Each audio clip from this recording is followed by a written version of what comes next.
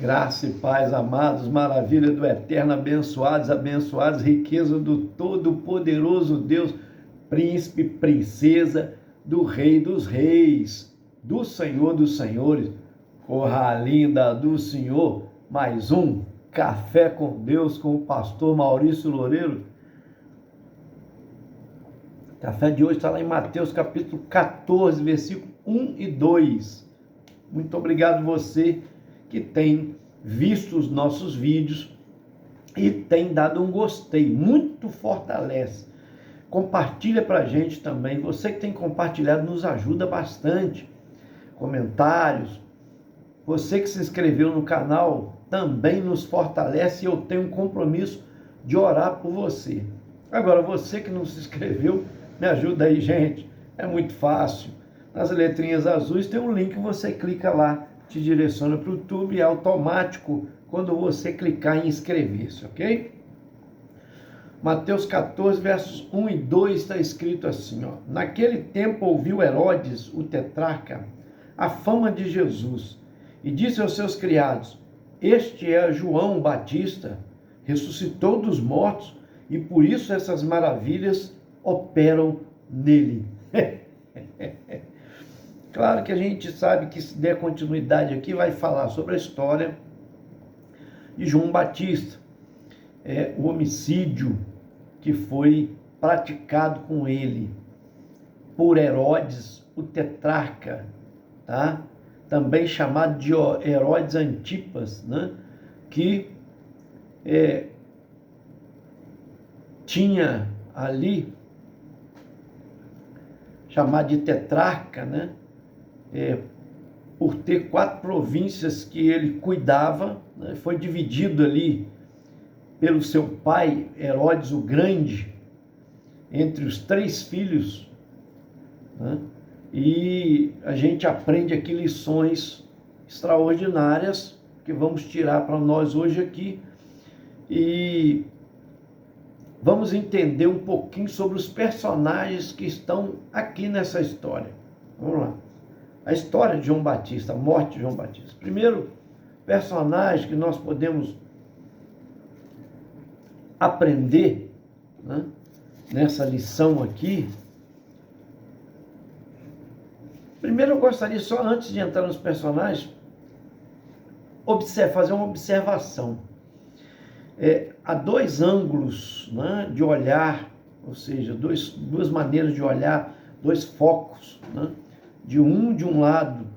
De um lado aqui está Herodes, que olha a popularidade de João Batista, a multidão seguindo ele à beira do Jordão, batizando, pregando arrependimento e atraindo multidões. Olha ele como uma ameaça, né? Como uma ameaça.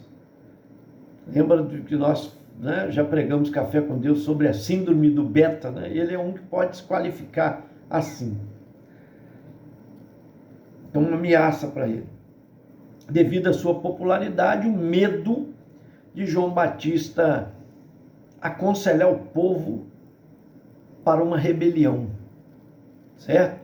Então ele tinha medo, ele é governador, então ele tem medo, ali ele é governador da Galileia, ele está temeroso. Por outro lado, outro ângulo, olhamos de um ângulo, tem, por um lado, primeiro, ainda voltando ao olhar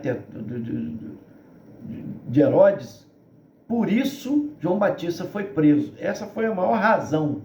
Não foi só, né, por falar com Herodias, sua mulher, por criticar ele por causa de Herodias. Vamos lá.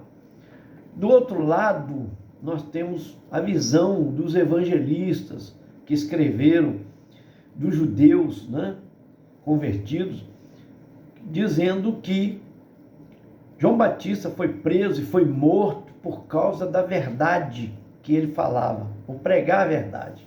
Então, vamos lá, né? Precisamos entender isso daqui, aos ângulos, né? Os dois olhares. Realmente, João Batista falou verdades, e é um perigo você corre risco de falar com tiranos, com autoritários, pessoas que não aceitam a opinião dos outros, são mandões, né? E realmente é bem complicado. Me foge a memória, acho que foi Kino que teve uma situação, Wycliffe, não me lembro agora, com a rainha da Inglaterra, chamada Maria, que chamou ele para um interrogatório, dizendo: você não teme a autoridade? Você falando, né, dessa maneira contra uma autoridade, quer dizer, alguém que está acima de você. Ele disse: deveria temer se os príncipes não ultrapassassem o limite que lhe é conferido, certo? Então, desde que eles não ultrapassem, se estão ultrapassando, quer dizer, ferindo princípios morais, princípios que Deus criou, aí é o que ele disse: não posso me calar, certo? Mas há um preço a pagar realmente, falando a verdade. Por isso que nós somos perseguidos. Jesus disse isso, que nós seríamos perseguidos. Amém? Então é sempre perigoso, tá? Contradizer um tirano. Então nós vamos aos fatos. Herodes Antipas, né? Ele estava casado com a filha do rei, de um rei árabe, que era o rei dos Nabátios, tá? Ele estava casado com ela. Ele tinha um irmão lá em Roma, que se chamava Herodes Filipe. E quando ele, numa visita, tá? Ele foi e virou a cabeça da sua cunhada, conquistou ela, tá? A mulher de Filipe, mulher do seu irmão, a se casar com ele. Mas para isso ele teria que fazer o quê? Largar sua esposa, certo? E isso teve um custo muito alto, um alto preço que ele pagou, tá? Então nós precisamos entender aqui um pouquinho o histórico da coisa. Herodias, por exemplo, que foi denunciada por João Batista em ter traído o seu marido, ter largado ele para se casar com seu cunhado, com o irmão dele, né? Ela ficou extremamente irritada e guardou vingança no seu coração. Então, nós aprendemos aqui pelo menos 3 coisas terríveis na vida dessa mulher. Essa mulher era uma mulher, além de consumidora, né, mulher gastona, ela era uma mulher infiel. Porque, olha só, ela traiu o marido com o cunhado.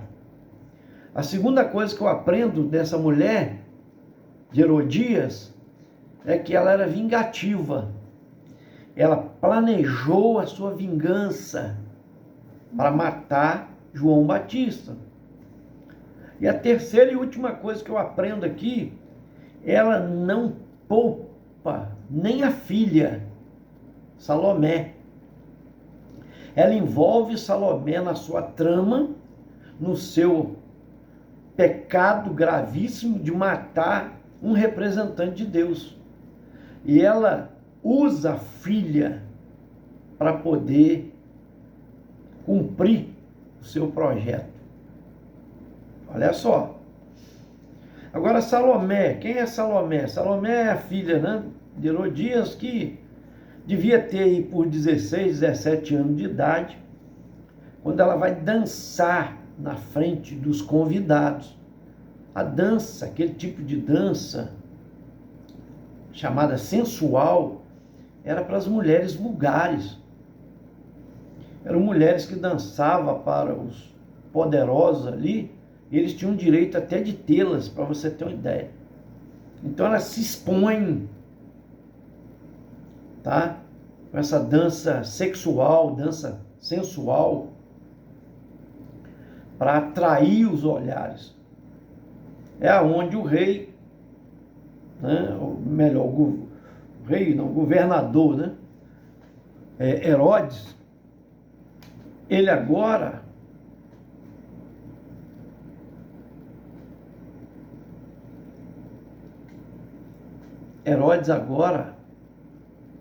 ele já talvez embebedado, né, nessas alturas, ele faz uma proposta de doar até metade do seu reino. Ela podia pedir o que quisesse que ele daria. Olha só, olha o ponto que chega.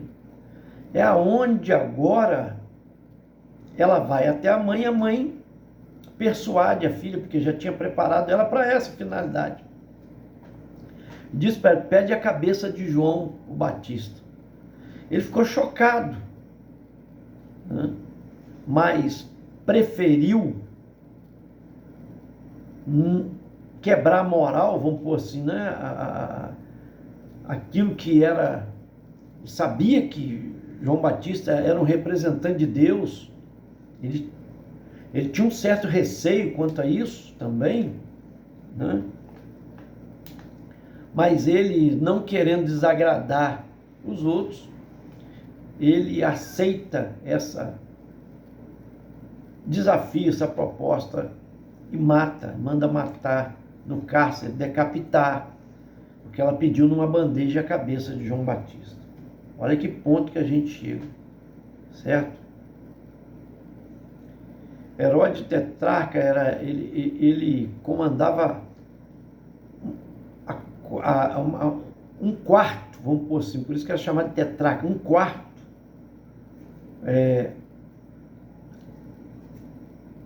do comando, né, da província, melhor dizendo, da província. Então, só para lembrar aqui, havia eram 3 filhos de Herodes o Grande. Era o Herodes Arquelau, que comandava a Judéia e Samaria. Era Herodes Filipe, né, que era a Centronal, que era Traconides e Itureia, que ele comandava, e esse Herodes que está acontecendo isso agora com João Batista, chamado de Herodes Antipas, que comandava a Galileia e a Pérea. 3 coisas nós podemos destacar aqui de Herodes, presta bem atenção nisso. Nós vamos aprender muitas lições aqui. Primeira, tinha uma consciência culpada, né? E ele estava sendo julgado justamente. Por quê? Porque ele pegou a mulher do seu irmão, ele traiu o seu irmão. Além de trair a sua esposa, tá? Que ele era casado com ela, ele trai o seu próprio irmão, filho do seu pai. Presta bem atenção nisso. Então,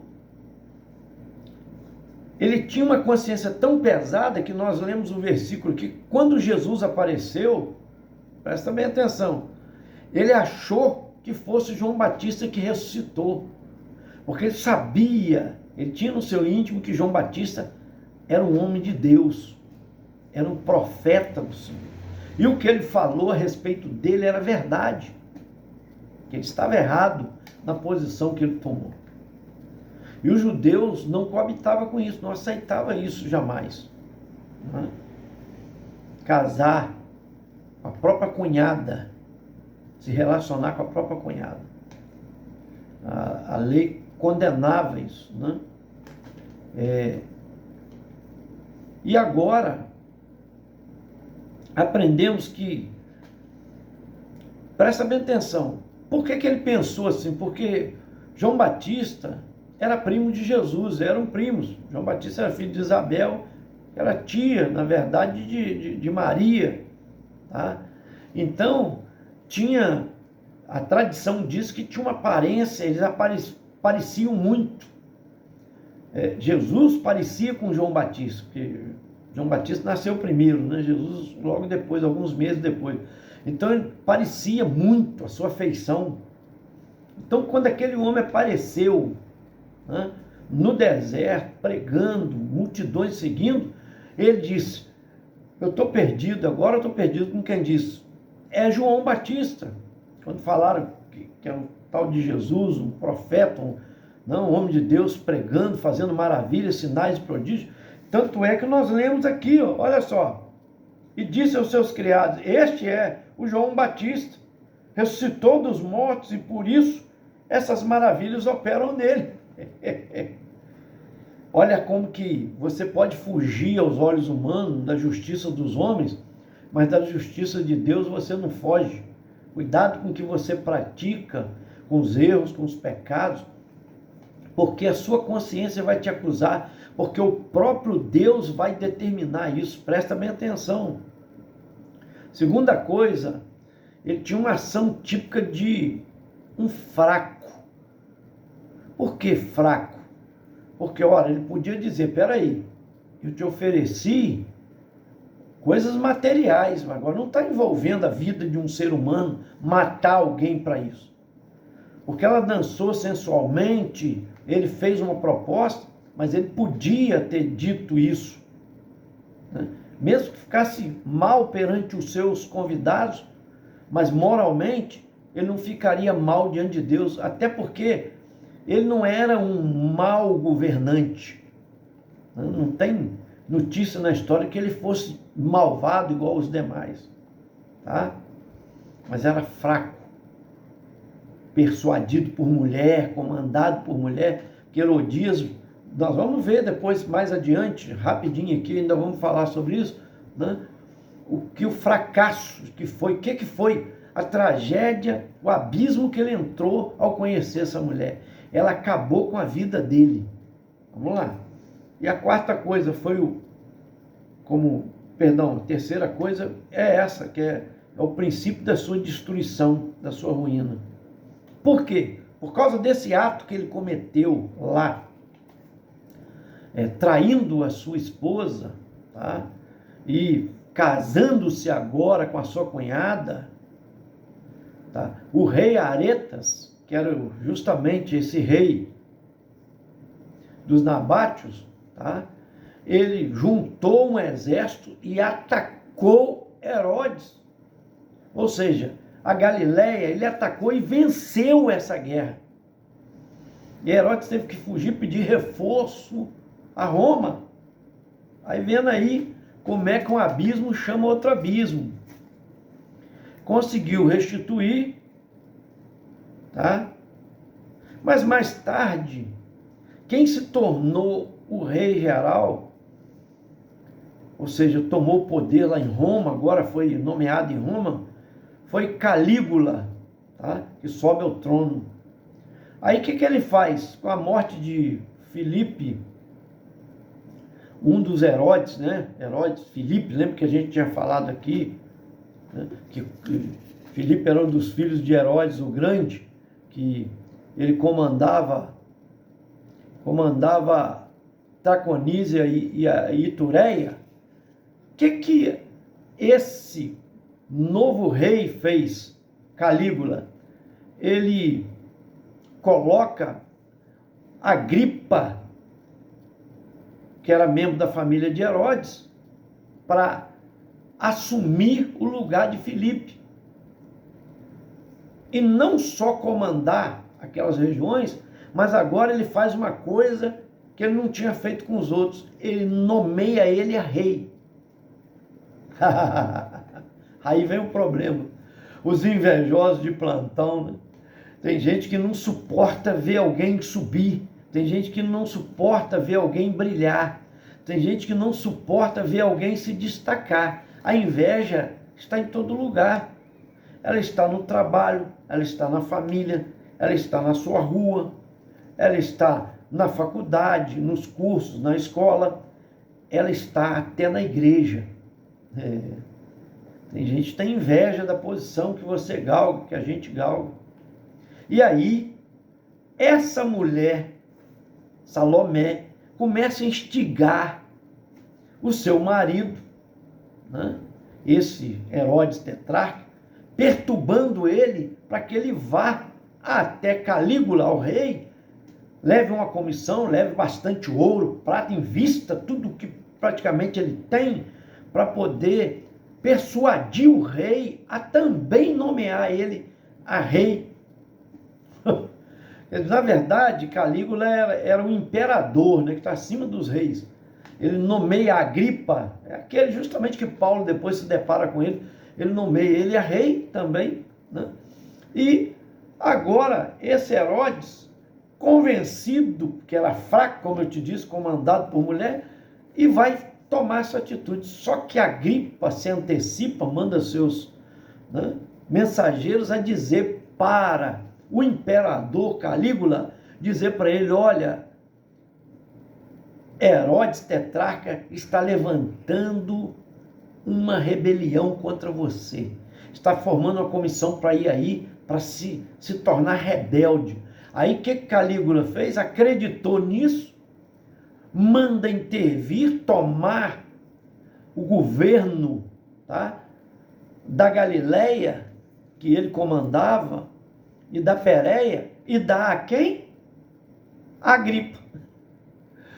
Pega todo aquele ouro que já estava, aquela prata que já estava preparado para dar ao rei, pega a riqueza dele e dá a quem? Agripa.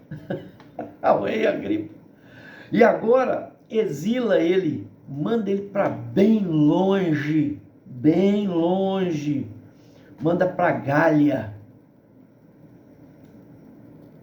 Olha só que terrível. A única coisa de dignidade que eu vejo aqui, mas eu acredito que tudo isso é a mão de Deus, porque os judeus entenderam que, por matar João Batista, permitir e dar a ordem de decapitar João Batista, ele sofreu todas essas consequências. A guerra do seu sogro contra ele, seu ex-sogro, tá? A intervenção de Agripa tomando todo o poder dele, tá? E até a sua riqueza, os seus bens materiais, seu ouro, sua prata. Eu aprendo aqui que um abismo chama outro abismo. Quando não se tem personalidade, quando não se é justo, não se vive com equidade, as consequências vêm. E é o que está acontecendo com ele. A única coisa que eu vejo aqui de dignidade nessa mulher é que Agripa era irmão dela. E por ser irmão, Calígula, que era o imperador, disse: olha, eu posso te conceder o perdão porque você é irmão, não vá para o exílio com ele, com seu marido, né? Com Herodes tetrarca, e eu permito que você fique com a sua riqueza aí. E eu perdoo a sua rebelião, seu espírito de rebelião, e também o seu irmão te perdoa. Mas ela disse: não, eu comi do bom, do melhor com meu marido, eu vou roer o osso também, eu vou viver com ele lá. E assim foi. E acabou também na miséria, porque são as consequências que vêm. Meu amigo, minha amiga, a Bíblia diz que de Deus não se zombe, que o homem plantar, isso ele colherá. Amém? Recebe aí. Todos que castigaram Jesus, torturaram o próprio Jesus mesmo, as consequências vieram. Lembra que eles gritaram: que caia sobre nós o seu sangue. Se ele é inocente, que caia sobre nós o seu sangue. O que aconteceu no ano 70? Na era cristã, Jerusalém foi destruída, incendiada, eles foram torturados, mortos, passados ao fio da espada, crianças, idosos, grávidas sendo mortas por causa das consequências do pecado. E não foi diferente na vida de Herodes tetrarca, não foi diferente na vida de Herodias, e Salomé também seguiu o mesmo caminho da perversidade, tá? Então, segundo Joséfo, né, historiador do século 100, e teólogo cristão, deixa escrito nos seus escritos isso que a gente falou aqui. Que Deus te abençoe. Eu quero orar por você. Pai Todo-Poderoso, Criador dos céus e da terra, na tua presença eu coloco essas vidas que estão sempre ligadas conosco, todos que estão, ó Deus, no nosso canal aí, ó Deus, e que se inscreveram nele, que o Senhor abençoe. Eu tenho orado sempre por eles.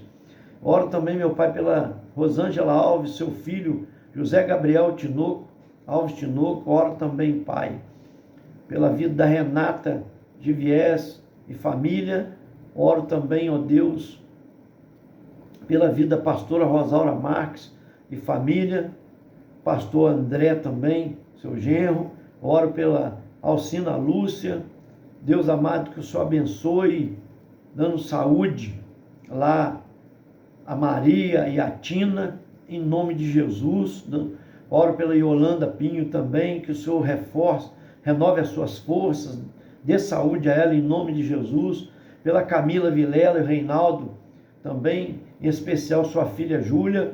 Oro pelo Jorge Luiz Rodrigues e família, a Nelma também de Pernambuco e família, filhos e netos, a Maria Helena de Souza Ferreira e família, a Eliana Guerra e família, a Ivone Rodrigues da Cruz também, que pede oração pela sua filha Andréia, que vai passar por cirurgia, Marilda Simões Nunes e família, DJ Ronaldo Pitbull e família, doutora Ana Beatriz também. Deus fortalece a sua filha, dá renovo a ela. Eu oro pela minha filha Vanessa Loureiro, e oro também, meu Pai, pela Elisângela Aparecida e família, em nome de Jesus. Esse foi mais um Café com Deus. Senta o dedo aí, vamos compartilhar.